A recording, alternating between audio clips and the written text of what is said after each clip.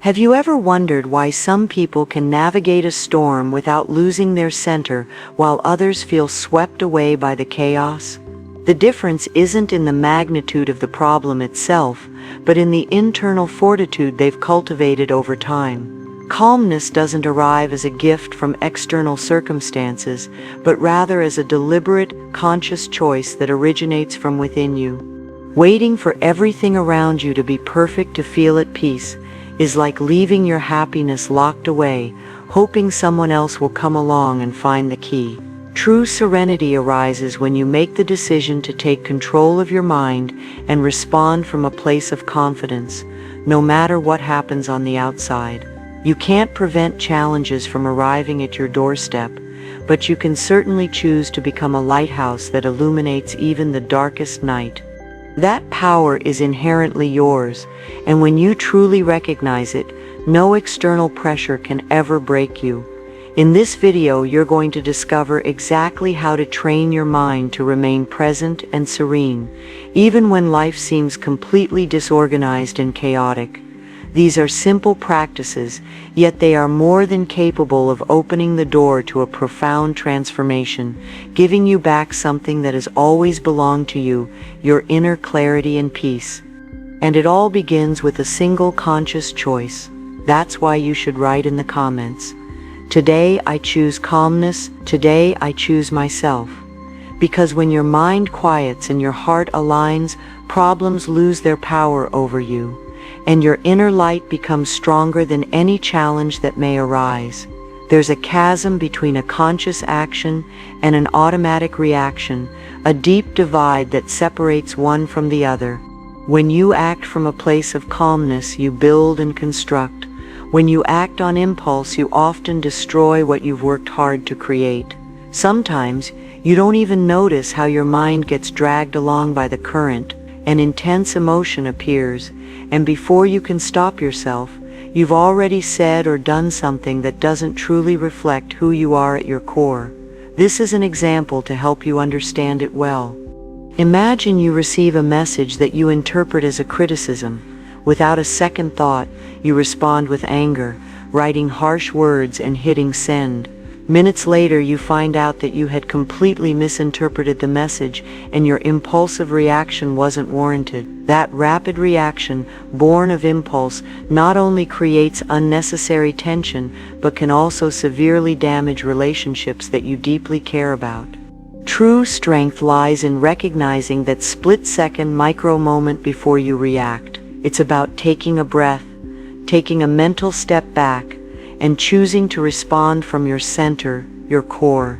That conscious pause is like a switch that turns off the chaos and turns on your clarity. It's a habit that, once integrated, transforms the quality of your decisions and ultimately the direction of your entire life. Impulse presents itself as a reflex that doesn't ask for permission. By the time your consciousness awakens, the moment has often passed. Words have already hurt, an opportunity has been lost, and the action has left its mark. Then you ask yourself how you lost control once again. This happens because instead of directing your own actions, you allow your emotions to sit in the driver's seat and take command. It's as if two versions of you coexist inside, one that observes with calmness and another that reacts forcefully without measuring the consequences of its actions. When you live on autopilot, that second version is the one making the decisions, and your true self is relegated to the back seat, becoming a mere passenger. The key is to learn how to give the helm, the steering wheel, to your conscious self. That is the youer that knows how to wait, that understands, that chooses with a clear purpose. The more you train your attention, the less power emotions have to drag you along, and the freer you become to decide who you want to be in every single moment. There is always a breaking point, a tiny instant where you can choose a different path than the one you are on. It's a decision that's as simple as it is powerful to stop and breathe. It's about recovering the helm just when everything around you seems to be pushing you towards chaos. That small act is more than just a gesture of calmness. It's a shield that protects your peace, your dignity, and your most important relationships. Acting with clarity isn't just a virtue to admire, it's a conscious, strategic approach to taking care of what you love and staying true to the person you want to become. This means that the real problem isn't what happens on the outside, but what you allow that to mean on the inside. What story do you decide to tell yourself when something bothers you?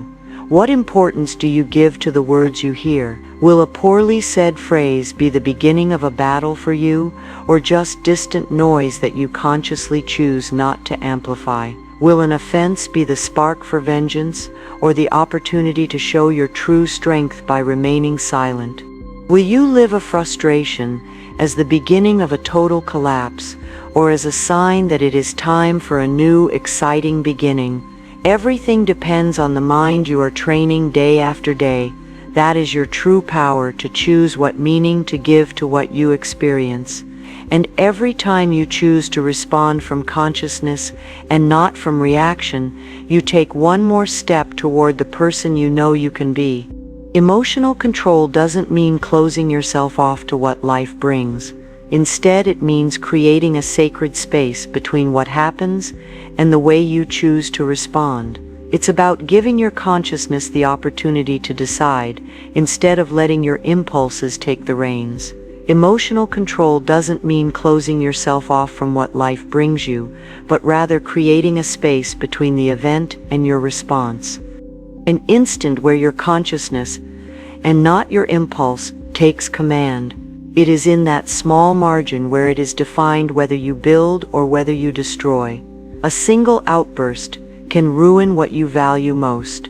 A father, blinded by rage, can utter words that his child will never forget. A worker dominated by frustration can insult his boss and lose in a matter of seconds a job that took him years to obtain.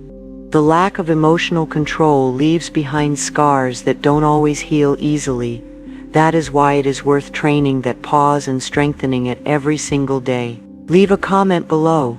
Today I decide to pause first, to seal your commitment to change and to remind yourself that your true power lies in choosing with full consciousness. The importance of recognizing the exact moment that impulse begins to appear is that everything is decided right there. That micro instant is the hinge between building and destroying. Identifying it is not an intellectual act, it is an act of presence. Your body always gives you a heads up before your mind does. First comes the physical signal, and then the story that your mind tells itself. If you learn to read those signals, you'll regain control and take back your power. The early signs are often physical and subtle. They might include a quickening of your breathing, a clenching of your jaw, heat in your face, restless hands, a knot in your stomach, an urgency to respond immediately, or a feeling of tunnel vision or a blank mind. Mental patterns also emerge, such as absolute internal phrases, a compulsive need to have the last word, or fantasies of revenge or of escape. This is the key moment to act with consciousness, not after the fact. Use the PAIR method as an emergency switch. The PEF stands for pause, stop everything for 10 full seconds. The F stands for attend. Bring your attention to your body and name the emotion with a single word. The F stands for breathe, respire. Take 4 deep inhalations through your nose, exhaling slowly through your mouth, relaxing your shoulders and jaw. The F stands for choose elegir. Define the most constructive and brief next action, or decide not to act at all for now. This is an example to help you understand it well. A driver cuts you off on the highway. The impulse urges you to chase them, to honk your horn non-stop, to swerve into other lanes. 10 seconds later, you could be in an accident and dragging others into your disaster. Recognizing the first beat of the impulse, the heat rising, the clenching of your fist, the urgency in your chest, and applying the PAIR method gives you your life and sanity back. Another example, you receive an email with a harsh criticism. The impulse wants to respond with fury and copy the entire team. But instead, you name the emotion, you breathe, you save a draft, and you reread it half an hour later. In doing so, you save your reputation and your working relationship. Train this recognition daily with micro practices. The emotional traffic light is a good place to start. It's green when you're calm. It's yellow when you notice the first signs of tension. It's red when the impulse has already taken over. You should always intervene when it's yellow. Physical anchoring is another great practice. Put your hand on your chest and lower your shoulders whenever you feel tension. That gesture reminds your body that it is already calming down. Another good practice is to keep a 60-second log. At the end of the day, jot down a moment when you detected an early impulse and how you handled it, and another when you reacted too late. You'll learn from the contrast between the two. The keyword practice is also quite effective. Choose a short word that centers you, like calm now, and repeat it internally while you breathe. Affirmations can also consolidate this habit. Try telling yourself, "Today I detect the first beat of impulse. My pause protects me. I respond with consciousness, not with haste." Every time you recognize the beginning of an impulse and choose to interrupt it, you strengthen the muscle of presence. That muscle takes care of you, honors you, and brings you closer to the person you've decided to be. Identifying the physical signals that herald an emotional reaction is like learning to read the control panel of your own body. Before your mind fires off a response, your body has already sounded the alarms. Recognizing those signals is key to taking control before impulse takes over. Your breathing is one of the first indicators. When emotion rises, your breath becomes short and shallow. Sometimes you don't even notice, but your chest tightens and it feels like you're not getting enough oxygen. That's your first clue. Muscle tension is another unmistakable sign. A clenched jaw, raised shoulders, a stiff neck, or hands balled into fists are clear messages that an emotion is preparing for a power move. Your body becomes rigid, as if preparing to defend itself or attack. Heat is perhaps the most obvious alert of all. It can appear as a blush on your face, a sudden sweat, or a warmth that runs through your neck and back. It's your internal thermometer indicating that your system is activating and that if you don't intervene, a reaction will be imminent. Imagine someone abruptly interrupts you in a meeting. In seconds you feel your face get hot, your shoulders tense up, and your hands become restless. If you ignore these signals, words will come out without a filter. But if you recognize them, you can take a deep breath, lower your shoulders, and choose a firmer, more controlled tone of voice. The key is to train yourself to detect these changes, even in small situations, like when someone cuts in line or when your phone won't stop ringing. Practicing in your daily life strengthens your ability to use these techniques when they really matter. Conscious breathing is like the anchor that keeps a ship stable in the midst of a storm. When emotion begins to stir up waves inside you, this resource allows you to fixate on a secure point and prevent the current from dragging you away. It consists of bringing your attention completely to the act of breathing, feeling the air as it enters and leaves your body. When you inhale deeply, you fill your lungs with oxygen and send a direct signal to your nervous system to reduce activation. When you exhale slowly, you release physical and mental tension, creating a space where your consciousness can take command. It's a process that slows down your internal rhythm, as if you were lowering the speed of a movie that was playing too fast.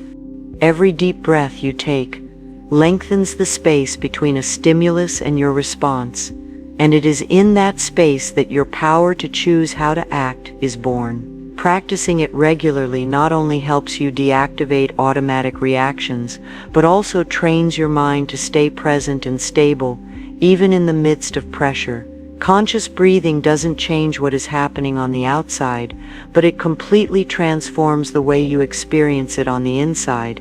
You may feel fear inside, but you remain firm, breathing calmly, like someone who is in control of their own mind. When you adopt a posture of strength, your brain receives that signal and responds with greater mental clarity. You don't just appear confident, you actually start to feel it for real. The internal language is the voice that narrates your life from within, and the way you speak to your mind defines the state in which you remain. If that voice is harsh, fast, or catastrophic, your emotions will respond with tension and alarm. If it is clear, serene, and constructive, your body and mind will enter a state of natural calm. Changing your internal language doesn't mean ignoring what you feel, but rather guiding your thoughts towards phrases that support you instead of tearing you down. Replacing expressions like, "I can't handle this" with, "I can handle this step by step," is like swapping out a toxic fuel for a clean one that nourishes your strength. Every word you repeat in your mind works as an order for your nervous system. If you tell yourself that you are about to lose control, your body will react as if it were true. If you affirm that you can remain calm and that the situation is manageable, your breathing will stabilize and your mind will have more space to think with clarity. This change requires attention and practice. At first, you will have to consciously detect and correct the phrases that tense you up, but over time your internal dialogue will become an ally that works in your favor instead of against you. Every phrase you utter in your mind has the power to either build or to wear you down. Destructive phrases act like constant drops that erode your confidence and keep you in a state of alert or insecurity. On the other hand, positive affirmations are like firm bricks that build a secure and stable internal space. The first step is to identify those phrases that you repeat automatically and that weaken your energy. Words like, "It always goes wrong for me," or "I'm not good at this," are not just simple thoughts. They are programs that train your mind to fail before you even try. Detecting them is like finding the water leaks that drain your emotional reserve. Once you've located them, change them for affirmations that feed your personal power. Substituting "I can't" with "I can learn" or "I'll never achieve it" with "I'm on my way to achieving it" transforms your internal state immediately.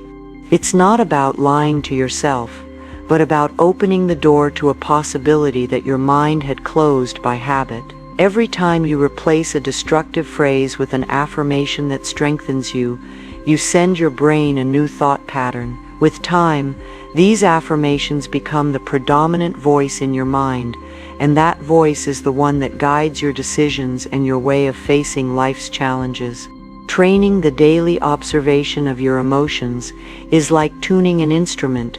The more you practice, the clearer and more precise your ability to recognize what is happening inside you becomes. It's not about controlling every emotion the moment it appears, but about developing the ability to detect them before they take command. Observing isn't judging, it's simply noticing the changes in your internal state throughout the day. It's about recognizing what triggers them and how they manifest in your body and mind. This exercise helps you break the automatic chain between feeling and reacting, creating a space where you can decide how to respond. The constant practice of this observation transforms your relationship with your emotions. What once seemed like an unexpected attack of anger, anxiety, or sadness begins to be seen as an early signal that you can attend to before it turns into an uncontrolled reaction. That conscious distance is what allows you to act with clarity and not from impulse. Over time, this discipline becomes a natural habit. Your mind develops the ability to detect even the most subtle nuances of your emotional world. And that level of attention translates into smarter decisions, healthier relationships, and a much more solid sense of control. In a family context, arguments often escalate not because of the problem itself, but because of the way we react in the moment of tension. A strategic pause has the power to cut off that escalation before words turn into wounds that are difficult to heal. Imagine a dinner where a family member's comment touches on a sensitive topic. You feel your pulse quicken, your breathing becomes shorter, and tension builds in your shoulders. The impulse pushes you to respond immediately with a harsh tone, but you decide to stop yourself. You take a breath, you take a sip of water, and you look away for a few seconds.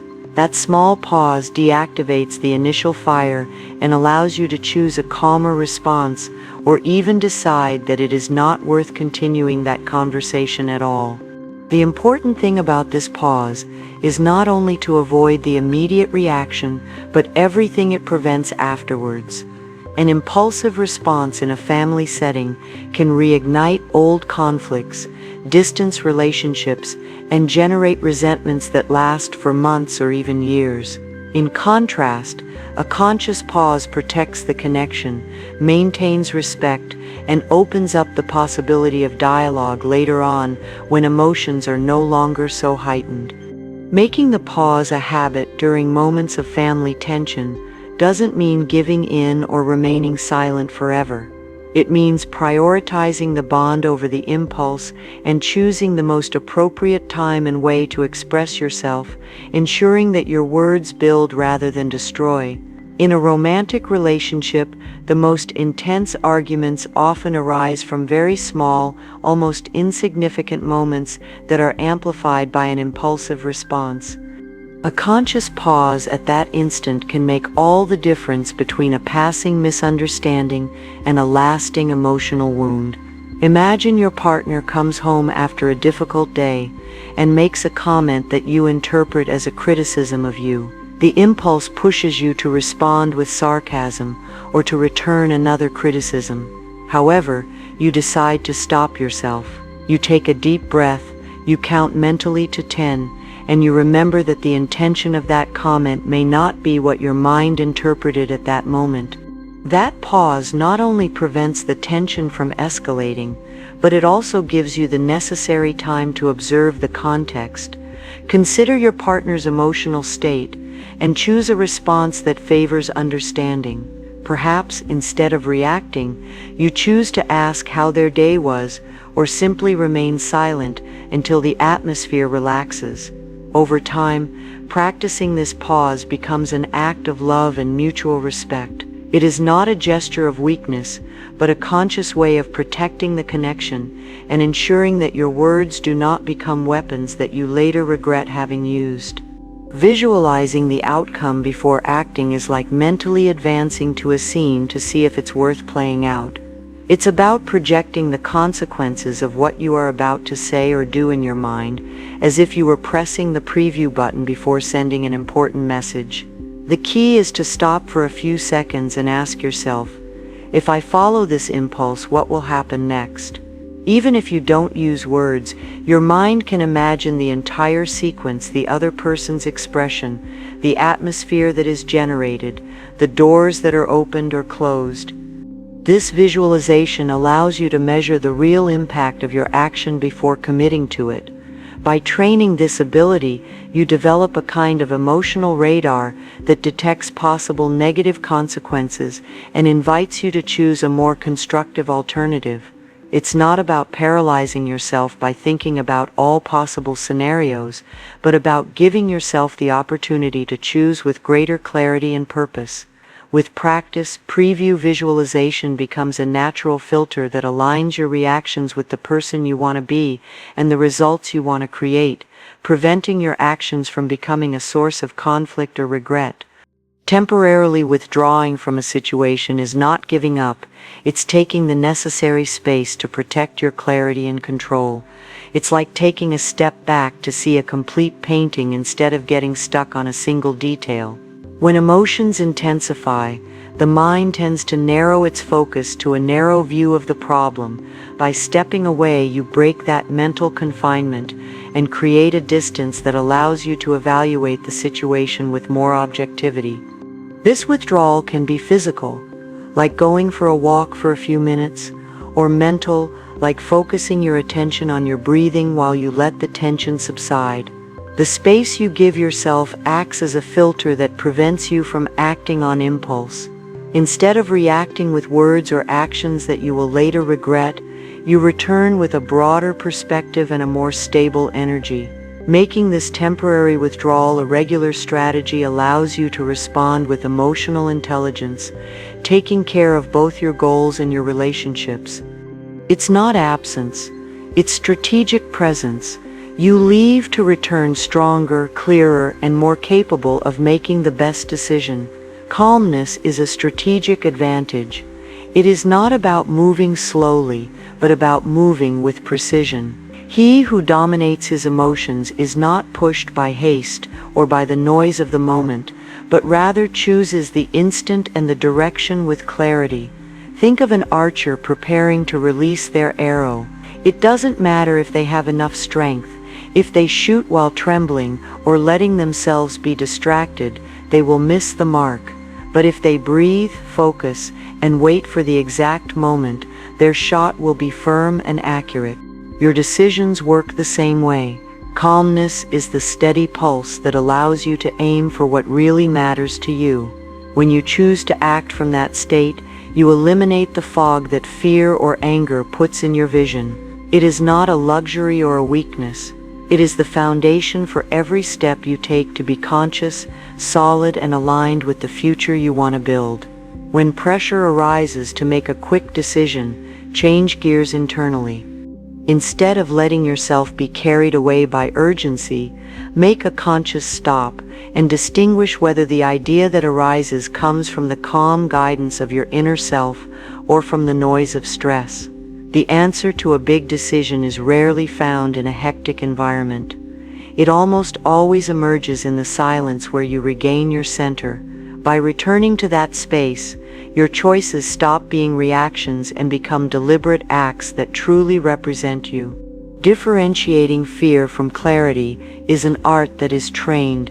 Fear speaks loudly, demands haste, uses absolute words, and pushes you to defend yourself or to please others. Clarity speaks softly, is specific, and is coherent with your values. It doesn't rush you, it guides you. Fear looks at the very short term and seeks to avoid immediate pain. Clarity looks at the long term and protects what is important, even if it requires momentary discomfort. Fear shrinks the body, hardens the jaw, and accelerates breathing. Clarity softens the shoulders, opens the chest, and regulates your breath. To decide from your center, train a simple protocol. First, a 90-second pause to allow the emotional tide to recede. Second, breathe slowly and deeply, lengthening the exhalation until your pulse stabilizes. Third, name what you feel with a brief word, because naming brings order. Fourth, remember your 3 non-negotiable values and verify that the action you are about to take does not betray them. Fifth, choose the smallest and most concrete next step that brings you closer to what you want to create, not to what you want to avoid. Use the control filter to clear out the noise.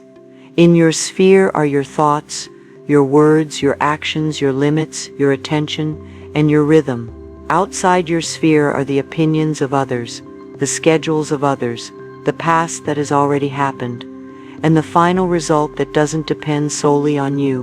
When you focus on what you can control, your energy becomes ordered and your decision gains strength. From that place, saying yes or saying no is equally dignified, because both responses are born from coherence. Add the body test and the time test. If when you decide you feel contraction, urgency, and a need to justify yourself, it is probably fear. If you feel expansion, calm, and an absence of compulsive explanations, it is probably clarity. If a choice only makes sense for what will happen in the next few minutes, you should suspect it's an impulse. If it still makes sense tomorrow, in a week, and in a month, it's a good sign that it comes from your most conscious part. Reinforce the new pattern with internal language that supports you. Declare internally that you choose the rhythm of calmness, that your pause protects you, and that your response will be a reflection of your values.